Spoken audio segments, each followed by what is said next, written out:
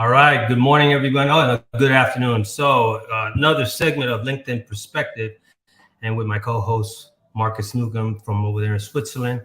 And I know we're starting early.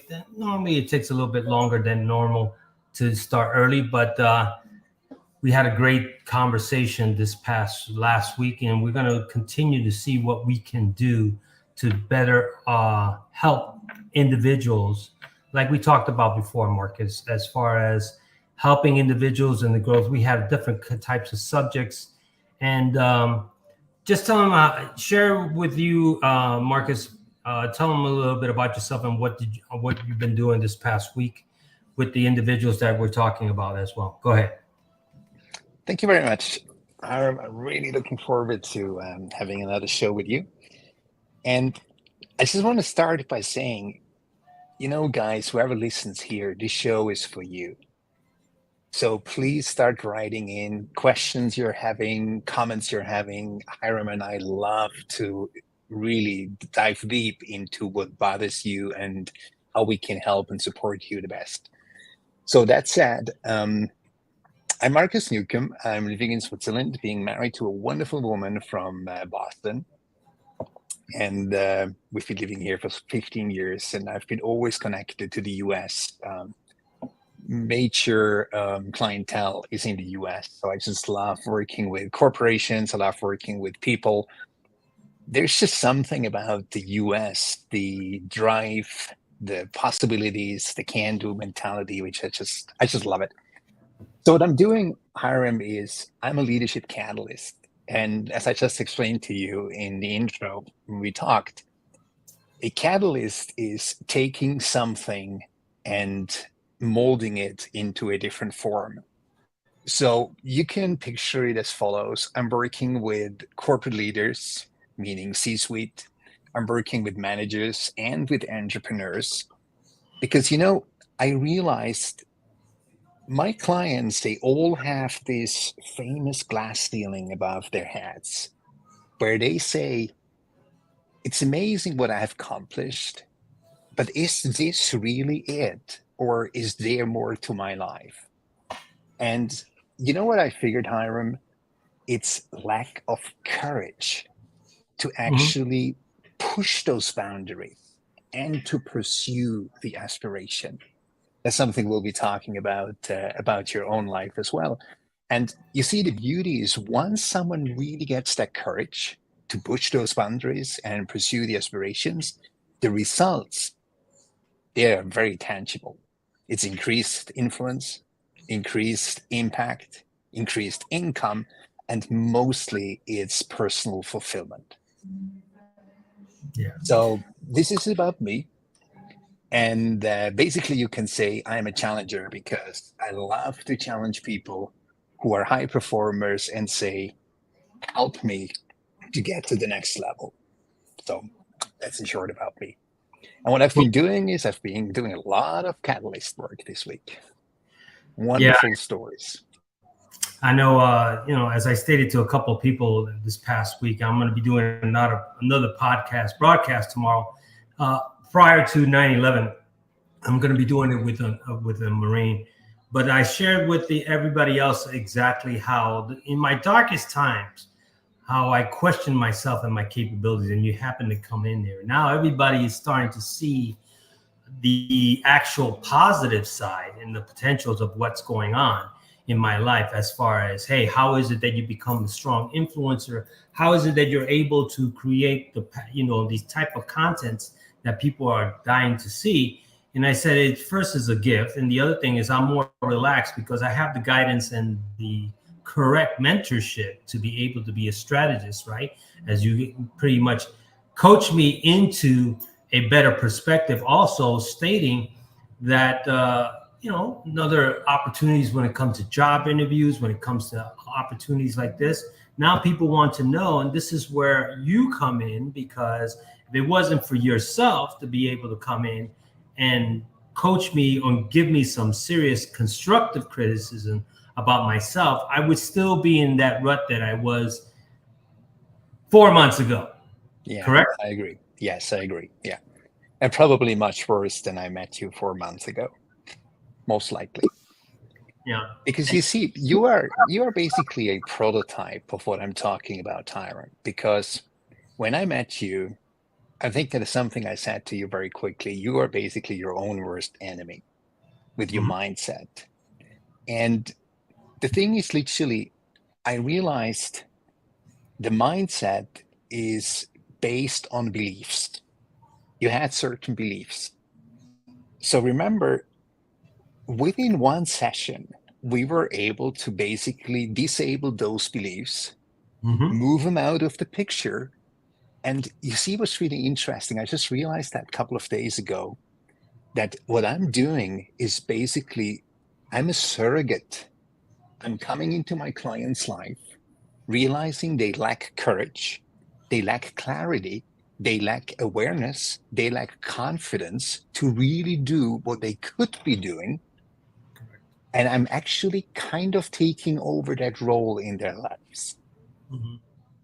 So you can almost imagine it. And that's actually what we've been doing. Like, I pictured you, would you be able and capable of doing? And by actually you believing me that it's doable, you just simply did it. Correct. Correct. And I believe that's exactly what it is. Like, I'm working with people who are good, and they have to be really good. I'm not working with newbies, because if I have to teach the ropes, it doesn't really work for me. So I'm working with great people who say, look, I am stuck, and whatever I'm trying, I can't get through that block. And that's when I come in to their lives and careers, and that basically realize, look, what happens is there is a part of you not really believing that you are capable, and even more, that you deserve the next level.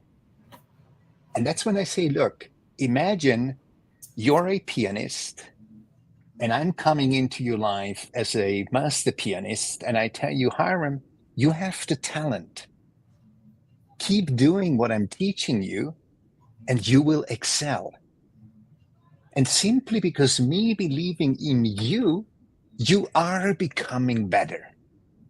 You Mhm. see, when people ask me, how the heck is it possible that Hiram at the age of 64 actually was able to land one job, plus additional interviews, and now we're number 4, right? Yeah. Number 4. And I say, No. look, Number all 5. this limitation, number 5, that's crazy. All these limitation, guys, are in our heads. And you see, the thing is, you're not even to be blamed. It's what we've been taught. And I just explained to Hiram, if you go into an interview and you have a belief, that belief becomes manifested, and the other person suddenly starts thinking this way. But I am sure, Hiram, when you went into the job, the company we do not talk about, Right. they did not look at your age. All that mattered for them was, can he do the job? It was your experience and skills. Does he want to do the job? That's your motivation, the drive. And are you a fit? Mhm. And everything else, secondary. And people have to believe that. You see, everyone who's listening here, you'd be surprised how often I get fought and how often I get attacked by people who do not dare to believe the good news I'm bringing here. Because they say, you're a dreamer. You're giving people false hope. I Yeah. said, honestly, if I look at your lives, there is no hope. So Mhm. probably false hope is better than having no hope. Honestly, right, Hiram? That is correct. And the biggest thing that we've talked about, right, is that people were asking me questions. How is it that you're able to do all these things? And they question themselves. And I say, I'm just an ordinary person, but I have a purpose. I have a desire. And then when you had the opportunity to sit back and listen and pay attention and take certain things and put them in the shelf and align them and give me a play by play of my exactly what's going on, I started to understand the dynamics of where I was lacking in, because and I know, right? In today's job market, it's very tough. And then people are suspect to question you when they do a live interview, a Zoom and everything, as you look proper prim. But then again, in the back of their mind, and you were in HR before, within 10 seconds to 12 seconds, you can say the person's not a fit, and people don't understand that. And then at the same time, people don't really understand that when I kept this simple, as a matter of fact, they became more engaged. In these last two interviews, it was crazy. I kept it very simple, and I put it back on them, and they weren't looking at my age. They weren't looking. They were just focusing on behavioral questions.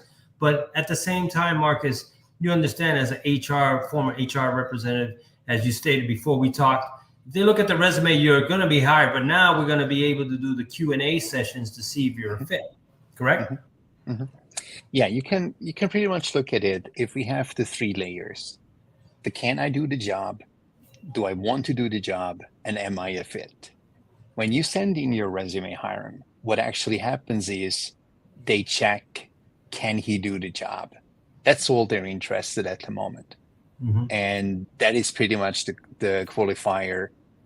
Does he bring the experience, and does he bring the skills? When you go on a first call, all they want to see is, who is that person? It's all about, is he a fit? Imagine somebody wants to get us to come together. We get on the phone, right, on a call, and we just talk. And all we actually want to find out is, can we go together? Do we have chemistry? It's the exact same thing like a courting process, by the way. It's why it's so funny. Many people used to call me a dating coach for some time, because that's exactly what I was doing. Mm-hmm. I was helping with the dating process in terms of a job. That's exactly the same thing. So once people understand it's a courting process, it's a dating process, then they understand, okay, the first communication is not so much about what do I have to bring to the table. It's about who do I bring to the table and what's behind it. So you see, when I ask questions, and by the way, it's in HR as well as when I was a senior vice president, it was always the same thing. I basically wanted to know, who am I dealing with? And now imagine if people go into a job interview with the belief that they have to prove themselves. Mm-hmm. They will never show me who I'm really dealing with. They might be on the defense. They might be apprehensive. They might think that they have to come across polished. And as I always say, the most important thing is show yourself understanding what it's all about. And remember, Hiram, I just told you, if a friend of yours invited you to a club which is very specifically themed, mm-hmm. and you go there and you basically talk about MMA the whole night, right? You won't be received very well. No. But now what you learned is, okay, if I go into, in a rifles club, and if I talk about rifles, if I go into a car dealership and I talk about car dealing and cars, if I go into food industry and I talk about food, that's when you become interested, mm-hmm. and interesting for those people. And that's exactly what it is. You use much fewer words. The time of an interview can be cut down to the minimum because you are able to focus and to literally concentrate on what really matters. And that's why they're suddenly interested. And that's why prior to it, right, I was so focused on being so perfect, mm-hmm. to be able to sell myself and say, I know I can do the job, but people don't understand. And then if you have a veteran like myself and somebody that's very structured, then you come into, people are very fickle, as you well know. on job interviews. It could be swayed any which way possible, and at the same time, it puts it in a perspective where you set yourself up and you feel like you did a great job, right? You feel like you closed the deal. You feel like, and a lot of people don't understand, even at my age, and I hate to play the age game, but people are suffering with today's administration, with the job market, with cost of living, things of this nature. People want to reinvent themselves, but they don't even take the opportunity to see that they are suffering from some weaknesses that they have themselves. And it takes a person like yourself to address it. And this is where the magic begins, right? Because then we find out who's battle tested, correct? Yes. And you know, guys, this is one of the reasons why Hiram and I decided to collaborate and to come on here weekly, because we really want to make it possible for everyone to hear this message, not only the high achievers and, you know, the well-groomed managers, corporate leaders, and the entrepreneurs I work with, because you see, what you're really referring to, Hiram, in the end, is the problem is not with the system. The problem is with my system. Mm-hmm. Literally. I've been just reflecting. Once the cherry popped and you understood that the age is basically a mind game. Mm-hmm. And yes, it might take a little bit more, but you see, the beauty with the US system is you do not have to declare your age when you apply. No. So they have to invite you nevertheless. And remember, when we started talking at the very beginning, when we got to know each other, I said to you, okay, it's basically, a catch-22, because the latest when you get to the interview, they see your age. But you see, they only see your age when it's in your head. Correct. When you focus on what really matters, coming in and say, and by the way, guys, that's on every level, whether you're a waitress, whether you're a car dealer, whether you are in management, is everywhere the same thing. When you go for an interview, you have to understand you are a problem solver.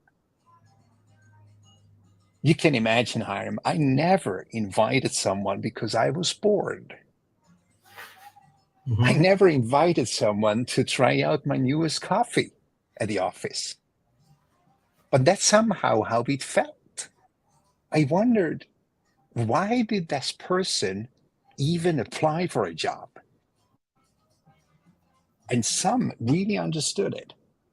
And I said, look, when I asked them, why do you think you're here?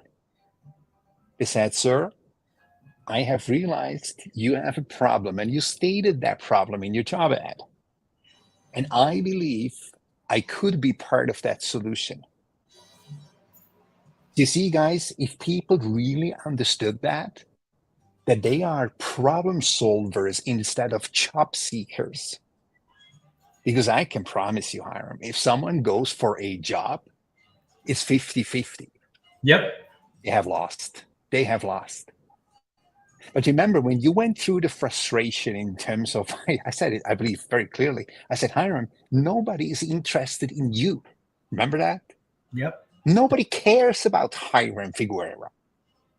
All they care is about H. Period Figueroa, someone who has huge amount of experience and skills, someone who has an amazing motivation and drive, and a great personality, if, and guys hear me really well, if it's a fit with the organization, Correct. if it's a fit with the department, and if it's a fit with the workplace. So yeah, you heard me right. Most people are no fit with the job they apply for. Simply. People tell me, yeah, but I bring all the skills. I have all the experience. I said, yeah, but what do you say if someone asks you, why did you apply to work with us? And I can tell you, Hiram, most people have probably not even studied our website. No.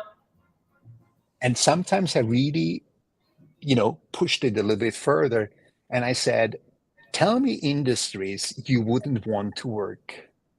Guess what? Credit cards suddenly came up. And I said, did you study the name of our company?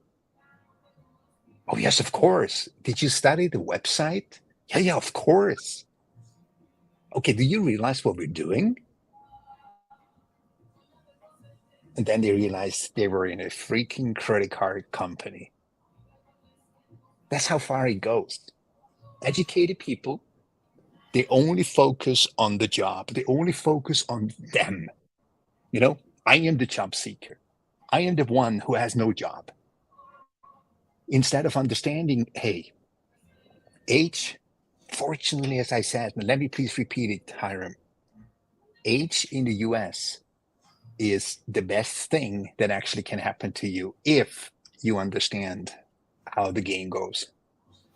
Yeah. Because if you understand that you go into the interview and you are ageless, and then the first impression, and that's usually what's going on in your mind, becomes the theme of the conversation. But when I go in as a 64-year-old with an old mindset, stubborn, fixed, good luck. I'll tell you. That was a long monologue.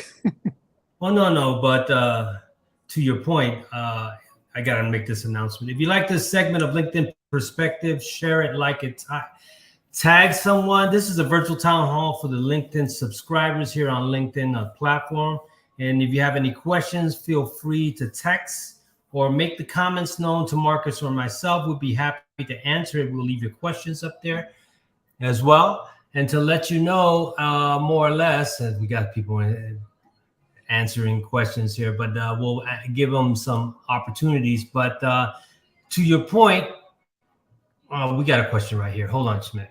For you, Marcus, as soon as it's like anything. I've been studying and applying the policies and procedures. I'll leave that up for you, Marcus. Go ahead. This is from Nina. She's been going to school and everything else, but she's got some questions, but some concerns as well. Yeah. So Nina, what you're basically doing is you're making a statement, which is really great, but apparently there is something more behind it. So you must have a question which begins with a but and then why. Because you're saying I've been studying in any place I apply policy and procedure and all else I need to know. So if you're doing this, congratulations. And if you have a question combined to that, please share that as well. I think I got somebody from Brazil saying hello, but here's a follow-up question. There you go. Okay. So that's a further piece of information. So if you can formulate that into a real question, Nina, that'd be very appreciated. So a lot of people don't understand, Marcus, right? How the workforce trauma affects the mindset, right? And as you well know, nobody cared about what I can do. They just wanted to know exactly what. And I was carrying the resentment and the anger and the workforce trauma to be able to explain myself also, But you see, it actually starts much sooner, Hiram. I believe we have a generational trauma which literally affects our private life first and foremost. And then we bring this into the job market. But we feel ourselves a victim. We feel ourselves as we are deserving. We feel ourselves as companies ought to give us. No, it's literally a transactional process. And I believe that's what it comes down to, that basically most people I work with, they have a deficiency in terms of, it's like, imagine they have a 12-cylinder car and only 6-cylinder fire. What about the other 6? Mm-hmm. And if you drive a car so powerful as 12 cylinders and only 6 fire, you start feeling like a victim, not understanding that, yes, these 6 cylinders, they don't fire, has repercussions in your job. It has repercussions in your marriage, in your relationships, in your friendships, in your personal life. So people really have to understand that it starts much, much sooner than with the workplace trauma. Because, there are some people who experience workplace trauma, and there's some people they never experience workplace trauma. Mm-hmm. So it's pretty much like, what am I made of? And as I said, the people I work with, Hiram, including you, they are extremely qualified at what they're doing. But there is something that keeps this glass ceiling above their heads. And those are the missing 6 cylinders, if I use a metaphor from cars. Yes. And once they understand, okay, I kind of surrogate those 6 cylinders and I give you the power you need. And then we actually work on your car to make those 6 cylinders naturally fire again. So I believe many people go into the workplace and into their careers mal-equipped because due to the lack I was just saying. And then they are surprised when they walk into a workplace trauma. Mm-hmm. So I believe we have a societal problem, not so much a workplace problem. And if we would go to look into those people's lives, and you might be able to speak of that as well, what affected you in business has most likely affected you as well in your private life. So let me just read quickly what Nina wrote. It's asking a polygraph question. So, if you're law enforcement, you got to take a polygraph. So pretty much, Yeah. probably you can coach her on that one, because I have different ways, and, like to hear it from somebody else. Yeah, I would say if I would go for a polygraph, I would definitely learn to breathe and just understand that it's about being truthful, literally being truthful. So she's got another question for you. She gets nervous, 100% introvert. It's a good way to keep calm. And then I'm sure that she's not the only one. A lot of people, myself, and after a period of time, right, you get interviews that it becomes second nature, but there's a learning curve to that. Correct? Right. Yeah. And you see, Nina, how much I understand polygraphs. Polygraphs do not give you a negative read if you are nervous. Polygraph gives you a negative read when you're lying. So honestly, do not even think about your nerves when you go into a polygraph interview. Just simply go there and be truthful. And you see what's really interesting? I believe it applies the same to interviews and to polygraph interviews. Mm-hmm. Remember, Hiram, in the last couple of sessions, I talked about speaking the truth. Correct. So I'd like to repeat that, especially for you, Nina. When you go into an interview, be it polygraph or being a normal interview, what I teach is whatever you say is the truth. However, you decide how much of the truth you're talking about. So, for example, if someone asks you, what is the worst thing you have ever done in your life? Especially when they come up with open questions, which they probably won't do when they do the polygraph. I believe it's pretty much yes and no questions. Yes, it's yes and no questions. Yes or no answer. Yes. Yes or no. Yes, which is really good. So it's closed questions which you can answer with yes and no. So in terms of polygraph, literally forget about your nerves. It doesn't matter because it won't have an effect on the result. Just be truthful. Because if you're not truthful, you can be nervous or not. But going back into an interview, you see, I had a policy that I basically asked 5 questions throughout the entire interview. I didn't have to have more than 5 questions. And every time when someone answered a question, they gave me so much information that I took the information and I went to the next level. And depending on the depth of that answer, I went to the next level. So you can imagine if I start asking you, how are you doing? And you say, I'm fine. That gives me quite some room to actually formulate the next question. But when you say, thank you very much for the invitation, I am so nervous. So guess what? With saying that you're so nervous, you basically open yourself up. Because my job is to find out whether you can do that job. And whether you're nervous now, that doesn't matter, Nina.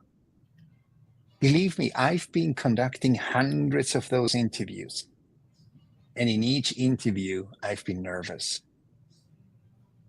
I sometimes said, Hiram, the day I stopped being nervous, especially coming on shows with you like here, the day I stop being nervous, I stop doing what I'm doing. Correct. Because that's when I've lost my heart. So literally, Nina, congratulations for that polygraph test invitation. Just go for it, and as long as you're truthful, literally don't mind your nerves. So all set. There's another thing that a lot of people don't understand. That I think pride gets in the way and the ego, right? When you have conversations, I remember, with the exception of myself, right? I was just upset about the whole thing. How is it that I am not being successful? There is ego in there, and there's a whole lot of resentment. But I believe that when you're going to an interview, when you have this type of workforce trauma, subconscious ego, pride, all these little feelings surface up on the interview. Correct? Yes or no? Yes, absolutely. And I am sure that several people here very much understand what we're talking about. So can you just keep that thing up? Yeah. So let me just go there.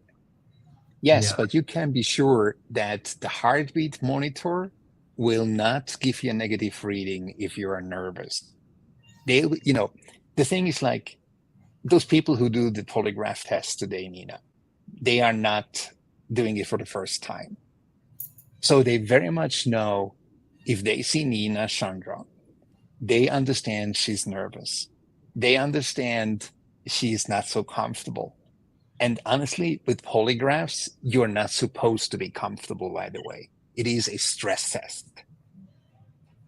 So don't mind this heartbeat, because there's a different heartbeat whether I'm nervous or whether I'm lying. So literally, you can be calm about that. Just go in there. So now it's just lost the thread what we just talked about, the workplace trauma.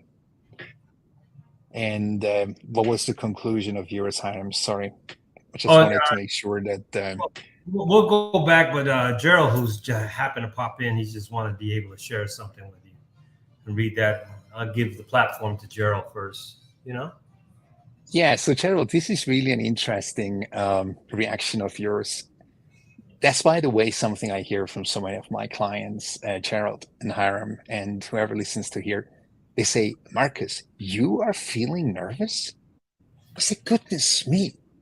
If you knew how often I freak out, before I give an interview, for example, or before I get on a call with someone who intends to work with me and wants to find out whether we are a fit, feeling nervous.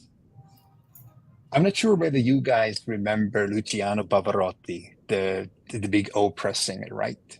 Mm-hmm. He once said, when I go on stage, I die thousands of deaths before I sing. And when I start to sing, I come alive. But as I said, literally, if I come on a show like this and I'm not nervous anymore, that's when I retire. Because you see the heart, you should literally feel my pulse. I usually have like a pulse of 54, 55. Right now, it must be up to maybe 65, 70. And that excitement is a good thing because it shows you you're alive. Mm-hmm. So That's the thing, you know, Gerald, the issue is not so much your speed and the time constraint. The matter is you not really knowing what to focus on. Because you see, when I ask you a question and you do not understand the origin of the question, when you do not understand my intent of the question, you tend to fish around with your answer. However, when you understand that you have to focus on three things, basically each question goes into the same direction. I will check the box. Can he do the job? Does he want to do the job? And is Gerald fit? And I can tell you that time constraint comes only from lack of clarity. Does that make sense, Gerald? So Nina says thank you. So yeah, I mean, a lot of You're people. welcome, Nina. So for a lot of people that don't understand, remember I shared this just recent job interview, and I was very clear and exactly, and the matter of fact, of sharing my job interviews, not experience for myself, but with the audience as well. And I believe that after a period of time, when you get all the luggage and the unpack the unresolved issues, and you stay focused and you have some clarity to understand exactly where the dynamics are, you can answer a question if you were interviewing me there, Marcus, and I could be on point because I'm clear and I'm actually focused on exactly what it is. There's no subconscious distractions. There's no underlying issues. There's things that people think they can hide it, but somebody like yourself can see it, correct? Yeah. And you see, the thing is, you do not even have to be trained, by the way. You sense it. You sense it, literally. Something is eerie. And you guys, what is really important to understand today, companies have so many choices. Let's say you send me a curriculum vitae and something is fishy in there. I just put it aside. If I have someone on a phone interview, which is a preliminary step for an interview, and I think something is fishy, I must be really taken by that person's profile to dig deeper and to want to find out what it is. So if someone comes into an interview itself and I feel there are inconsistencies, and let's be honest, Hiram, if you do not know what it's all about, you are all about inconsistencies. Because you blabber, you try to fish in the dark, and I just sit there pretty much focused and in control what it's all about. And the other person comes in there and tries to do something. Okay, let me see what she's right. Gerald, I got another one for you. It's not so much, Gerald. It's literally knowing what it's all about and being trained. You see, this is something which I do when I work and when I onboard a client. If somebody wants to go for an interview for a new job externally in another company or internally, I train them. And I can tell you, Gerald, it took me 20 minutes for an entire interview process to go through. 20 minutes. So if you know you have 30 minutes I can train you, and it's not career suicide at all. But you really have to learn to be extremely concise and on Uh-huh. point. Yeah.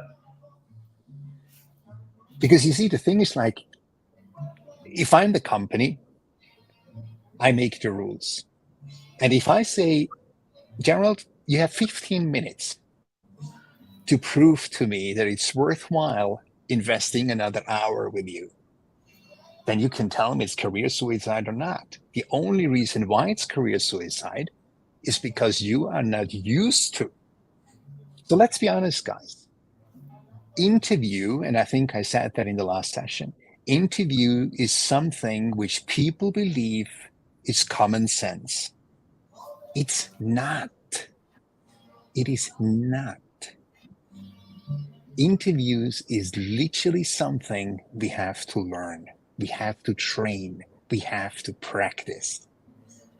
And I can tell you, when I went through an interview, either as the interviewee or as the interviewer, it was a stressful job. It's almost like running a half marathon, I tell you. Because I was sitting in interviews sometimes for an hour, 1.5 hours. And I was on point. I was focused. So imagine, how the heck do you imagine being able to go into an interview without really knowing what it's all about, without the proper practice? It's 50-50 whether you make it or not. And that's something people have to learn to understand. So you got You know, another. sometimes. Oh, sorry. Go ahead. I didn't mean to. Yeah, I, I'm just reading Ceci. Yeah. yeah, Sissy's in there.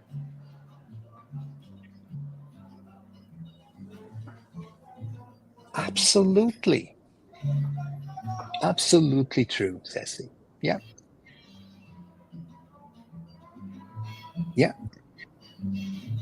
Because you see, as I said before, if Hiram is being invited to a club and he has prepped himself and he knows what those people are all about, he will be an amazing conversationalist in there. But not knowing what it's all about, good luck. So literally, if you're struggling with nerves, if you're struggling with time constraints, that's no rocket science. That's something I can definitely teach you. Well, I think there's a lot of people on this platform, Marcus, that they project themselves as so professional, so seasoned, right? But even the most seasoned people that are professional, they run into an obstacle that they can't figure out, which causes them to be frustrated. And they feel that they're self-entitled to that position in their interview. And when they don't make the cut, then they may give you too many reasons instead of the results. Correct? Yeah, and the thing is, like, what they start is they're going into a blame game. And as you know, I told you that yourself and myself, when you want to find out who to blame, look into the mirror. Yep. The person who's looking back at you. And that is actually great news, because the only one we can control is ourselves. But you see, that's where the biggest problem starts. Who am I? And that was often a question I just started. I said, hello, Mr. Figueroa, who are you? And then I smiled and I was quiet. Yep. And the other person just looked at me quite puzzled. And then they started reciting their curriculum vitae. And I smirked and I said, by the way, I've studied your documents, so you don't have to recite your CV. Tell me who you are. And then they were stuck.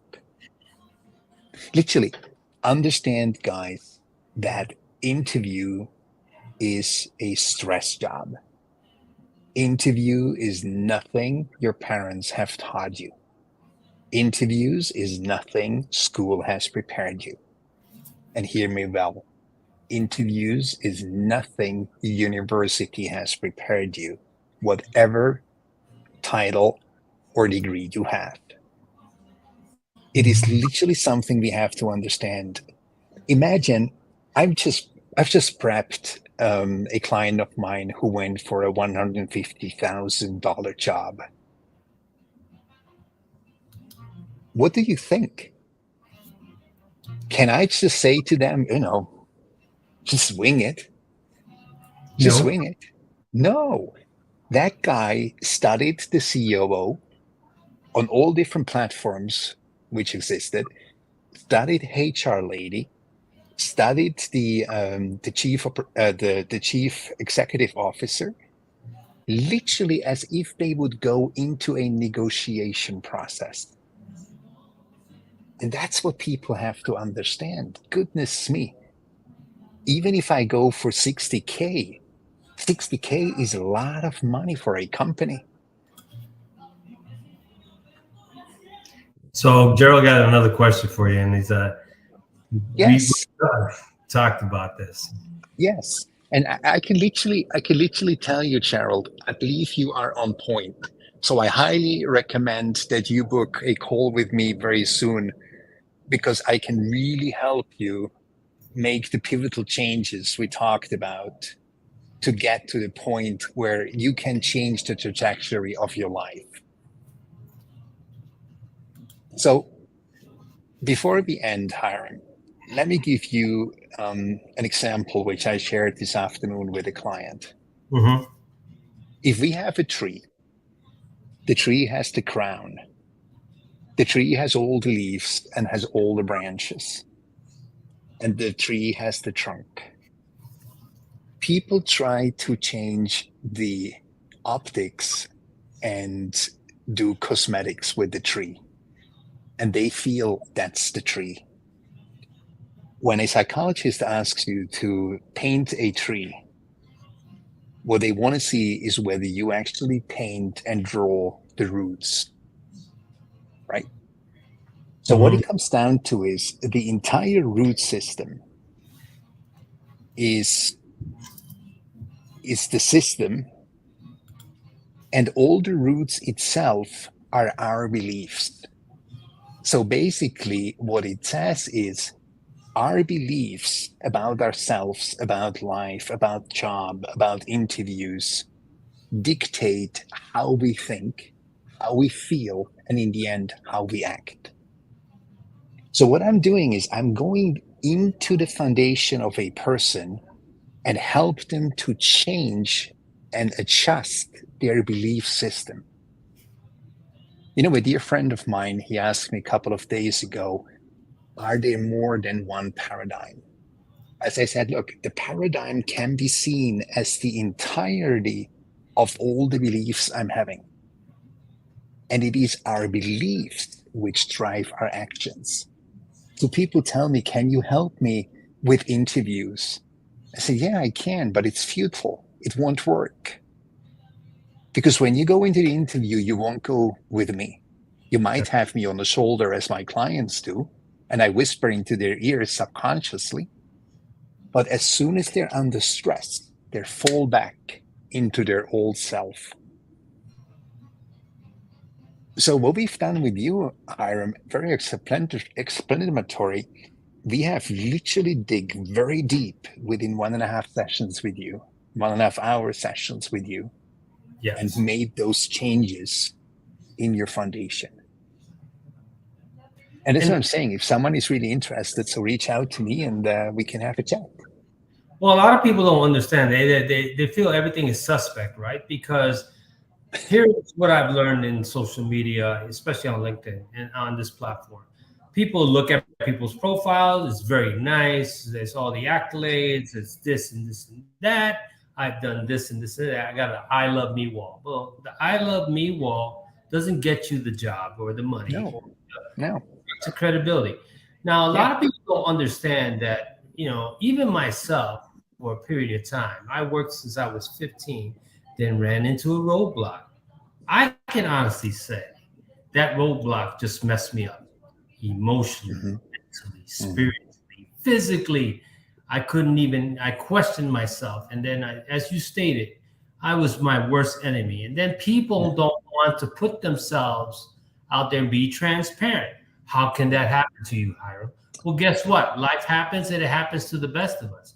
Yeah. But now, as you stated, Marcus, as we're closing up, sometimes you got to take a step back and say, I'm glad it happened Yeah. because now I've been able to see what I need to do to be betterly set up for success and Yeah. understand the challenges where other people are paying hundreds and thousands, I mean, thousands of dollars in resumes, but the resume can look good. But Marcus, as you well know, as a It HR, gets you into the door. It it gets you gets into the door. it gets you into the door and you're reading it, but then the meat and potatoes come in and say, now let's Yeah. see what you're all about, Marcus. Right. Yeah. I read your resume. Tell me more about Marcus. Correct? As I said, it takes me a call of 7 minutes to find out what the substance behind a curriculum vitae is, behind a resume. Literally 7 minutes. 3 questions. That's it. Why do you think you can do the job? Why do you want to work with us? And why do you think you're a fit for us? These 3 questions, 7 minutes, all said and done. Hiram, what I really want to share with our viewers and listeners, you guys would be surprised what kind of calibers of managers, corporate leaders, and entrepreneur hire me as their mentor and coach, simply because they realize we have landed in a day and age where we cannot do it anymore on our own. Life and career has become so complex that we really have to learn to understand when to hire someone for a period of time, helping us to go through a period of time and make us equipped for what's coming next. Because you see, this is so interesting. Like when I used to teach, I was very privileged, Hiram, and I had the privilege to teach all levels of hierarchy, from the lowest to the middle to the top. Guess what? The lowest were very open because they knew they need support. The top level absolutely embraced support because they knew, goodness me, if I hear Marcus and if I hear Hiram, how many contacts does this guy have? And now, guys, I can tell you, I can show you how to make those contacts for yourself and tap into other people's network so they are craving to help you move forward. There is only one huge level of society which questions whether they want and need to hire a coach. Those are the ones who believe I can do it on my own. And I believe, especially Gerald, as you just shared, you definitely start to realize there is a limitation of what you can do on your own. Yeah. And engaging a coach just for a couple of months, I worked for 3 months, I worked for 6 months, which is usually my normal time, because that's what it takes to really create transformation. So if someone is interested in finding out whether they'd be suitable to work with me, then please feel free to reach out on LinkedIn.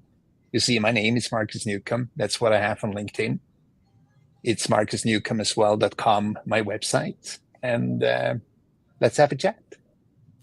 Yeah, I think they need to know because remember that we had a previous show about imposter syndrome, and then the workforce trauma, imposter syndrome. People are so much in denial, but they feel, especially in the United States, right? Because you're on the other side of the pond.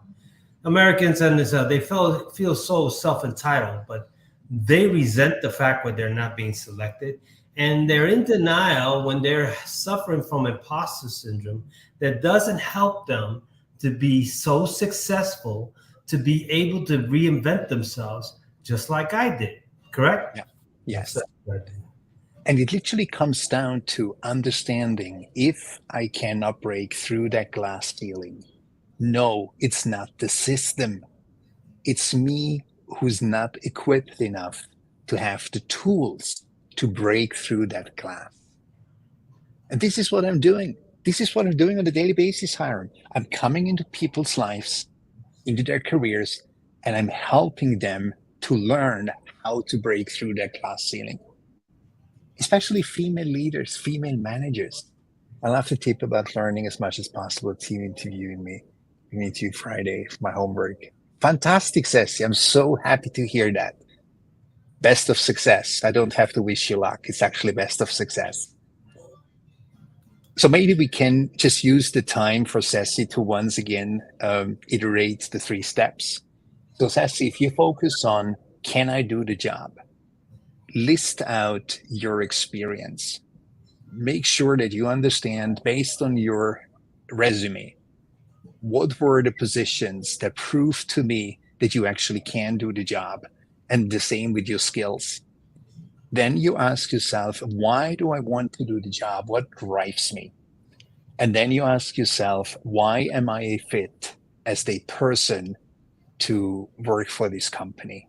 And when you have all these 3 levels, best of success. So we're going to be wrapping up here pretty much, Marcus. So if you like the segment of LinkedIn Perspective, share it, like it, tag it. It's YouTube on LinkedIn Live Perspective, episode 139.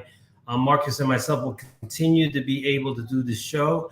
And as well, this is pretty much a show that I've created, but I've had Marcus to be the co-host. And it's pretty much to be giving a virtual town hall for the subscribers on LinkedIn, YouTube, and Facebook. But if you're interested in getting some mentorship like I did, look up Marcus Newcomb. He's on LinkedIn, and he'll be able to help you get through that breakthrough. Because don't think it's just I'm too old because you're letting the old man in, because that's a naysay. Closing comments, Marcus. Go ahead. All the best to everyone. And I really want to iterate. The problem is not the system. The problem is my system, meaning my thinking, literally, mindset. All right, people, enjoy your weekend.